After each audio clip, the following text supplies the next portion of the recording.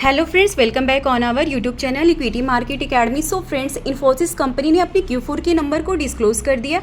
साथ ही कंपनी के अंदर बहुत सारे इंपॉर्टेंट पॉइंट्स को देखेंगे और कंपनी ने क्या डिविडेंड अनाउंस की है उन सारे पॉइंट्स को कवर करेंगे। सो फ्रेंड्स, अगर आप हमारे चैनल पर न्यू हैं तो सब्सक्राइब कर लीजिएगा, वीडियो को लाइक कर दीजिएगा और नोटिफिकेशन बेल को भी प्रेस कर लीजिएगा। तो आज की BOD जो 17 अप्रैल को थी उसका आउटकम हमें क्या देखने को मिला, क्या क्या डिस्कशन आज की BOD में हुए, तो पहले पॉइंटर में आपको रिजल्ट देखने को मिलेंगे। उसके बाद बात करें तो एक डिविडेंड की भी अनाउंसमेंट हो चुकी है जो कि कंपनी के एंड से फाइनल डिविडेंड है 22 रुपये पर शेयर का।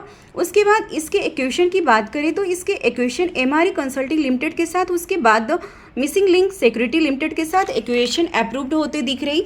तो ये तो दो एक्वेशन हमें होते हुए दिखने को मिल रही। तो आगे कंपनी के लिए बहुत ही अच्छी न्यूज़ है।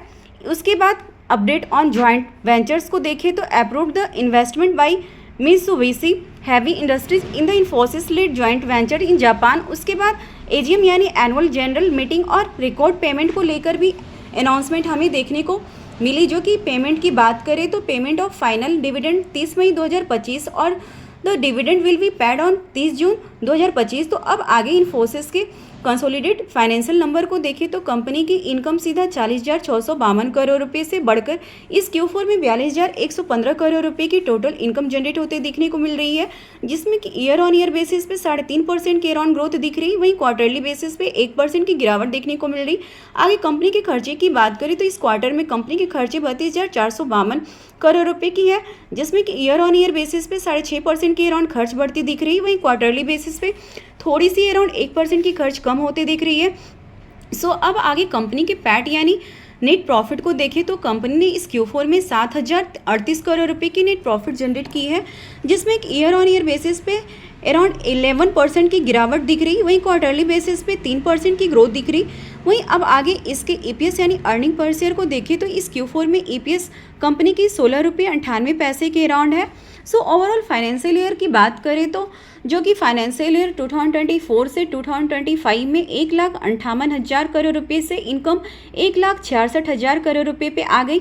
अगर हम कैलकुलेट करें तो तकरीबन 8,000 करोड़ रुपए से इनकम देखने को बढ़ते देखने को मिल रही है। अब इसके बाद सीधा बात करते हैं प्रॉफिट फॉर द पीरियड, जो कि फाइनेंशियल ईयर 2024 में 26,248 करोड़ रुपए के प्रॉफिट थे, वो जो है 26,750 करोड़ रुपए पे आ गए। तो ईयर ऑन ईयर बेसिस पे भी प्रॉफिट बढ़ते हुए दिख रहे हैं। सो ओवरऑल बात की जाए तो market estimate in terms of the profit सिर्फ बीट हुए हैं, बट इस बार की जो ईयरली परफॉर्मेंस है कुछ खास नहीं है, प्रॉफिट में गिरावट है। अगर मार्केट निगेटिव और डाउन रहा तो बिल्कुल निगेटिव रिएक्शन होगा और शेयर प्राइस में भी गिरावट आ सकती है। तो फ्रेंड्स, आपको हमारी ये वीडियो कैसी लगी कमेंट सेक्शन में ज़रूर बताइएगा। चैनल पर नए हैं तो सब्सक्राइब कर लीजिएगा। तो मिलते हैं नेक्स्ट ऐसे ही सिग्निफिकेंट और इम्प्रेसिव कंपनी के साथ। Be safe, stay happy, thank you and thanks for watching.